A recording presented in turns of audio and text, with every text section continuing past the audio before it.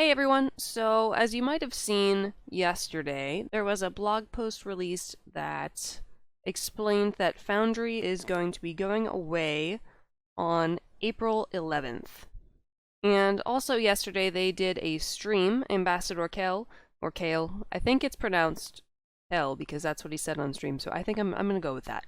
So, Ambassador Kel did a stream yesterday from his house because their studio didn't have internet and he really wanted to do this. But anyway, he did a stream answering people's questions about the Foundry, like why they decided to get rid of it, and basically a whole bunch of options that they had discussed but they couldn't do.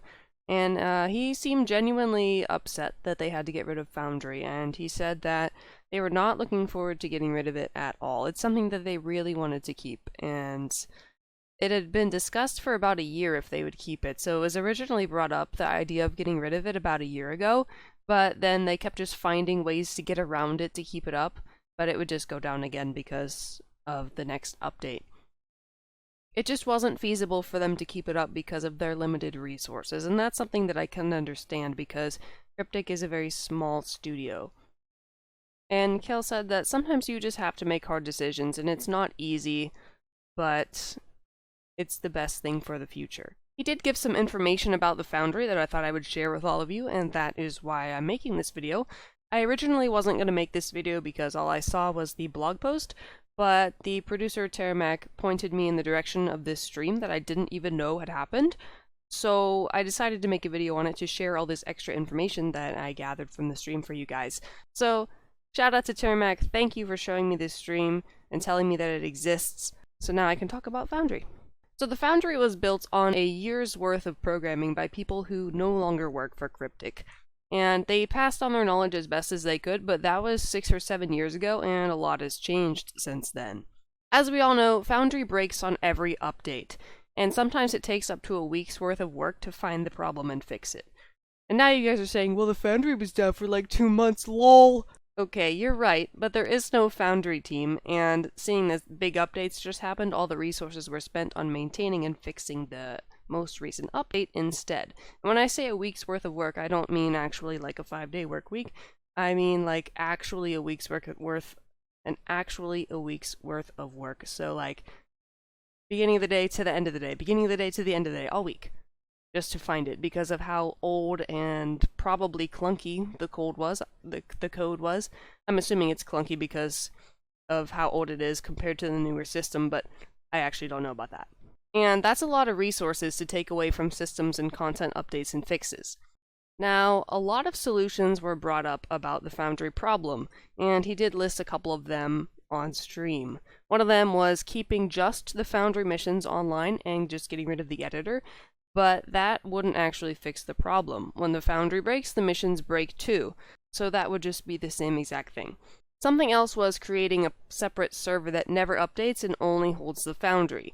And Kale said that that would be a hassle to have another server on a different version of the game, and it splits up the player base, which is something that they don't want to do, and something that you never want to do in an MMO.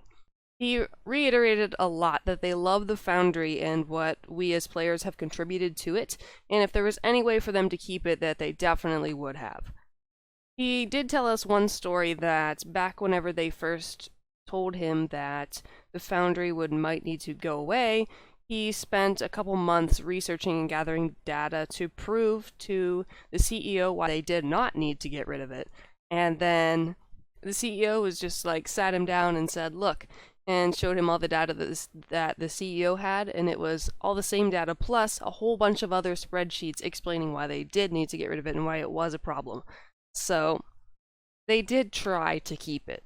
And yes, Ambassador Kale is from STO, Star Trek Online, and they also have a Foundry, and their Foundry is being shut down as well. The third possible solution was to make the Foundry quests part of the actual game, and this is something that they actually really wanted to do, but it isn't possible because the quests run on a different system. They realized it would take a ton of time just to convert just a single mission to the other quest system, so they dismissed it as just not possible. Julia was there in the chat answering questions the entire time, and she reassured us that none of Cryptic's games are on life support, so to speak, and removing Foundry does not impact the core development of any of Cryptic's games. And at some other point, Kale said that he had seen the numbers, I'm guessing for like profits and stuff, and he said STO and Neverwinter are doing really well in that regard, and we shouldn't be concerned about it. Somebody asked if there would be any replacement player-created content, and Kale said that there are no plans for that at this time. The same for a... He also said that there will be no Foundry 2.0 at this time, so that it is not being taken down so that they can revamp it. It's actually going away. As far as what will change in Neverwinter itself, the only thing that's going to change is the quests and contacts related to the Foundry are being removed from the game, so the people you talk to about Foundry and so on. Someone asked if it was being removed in preparation for a game engine overhaul or something, and Ambassador Kale said no, but they're working on stuff to make their games better under the hood. As far as the rewards go, Julia said that each team had to decide on rewards based on the resources they had available to make them. Considering how busy they are at the moment with Mod 16, that's why they weren't able to do very much. And the rewards are, for Neverwinter, are if you played 10 or more Foundry missions, you'll receive a Foundry-related title, and if you published 10 or more Foundry missions, you'll receive a cape with a Foundry logo. And there is a picture of that cape in the blog post. I'll link the blog post in the description, and I'll also link the stream VOD in the description if you want to watch that also. Terramac was in the chat as well, and he said he will make sure that the cloaks in Neverwinter are infinitely reclaimable for those who qualify. So if you transmute it or discard it, you're able to claim it again. And just the last couple of points, they can't make the Foundry code open to the public for legal reasons because it's owned by Cryptic. And they had no dedicated Foundry team, so nobody lost their jobs over this. They pulled resources from the other teams whenever they needed it to fix something with Foundry, but it became too much to handle with all of their other responsibilities and creating new content. Now, for me personally, I'm not affected a whole lot by this because I didn't play very much Foundry. I played Foundry when I used to do live streams because it was something new, something that I didn't know anything about. I didn't know anything about the quests that people had created, so it was basically like new content for me to explore, and I thought it was really cool. Foundry is something that I loved. It was a great selling point for the game, and it could still be a great selling point for the game. The main issue with it, apart from it breaking so much, was that the Foundry editor is really confusing and difficult to understand and learn. So that turned a lot of people away from creating their quests. And this is my opinion here. I think that if the editor had been more intuitive and easier to use, that they could have turned it into some sort of profitable, they could have made some profits from it in some way, and that could have allowed them to have the resources to improve it.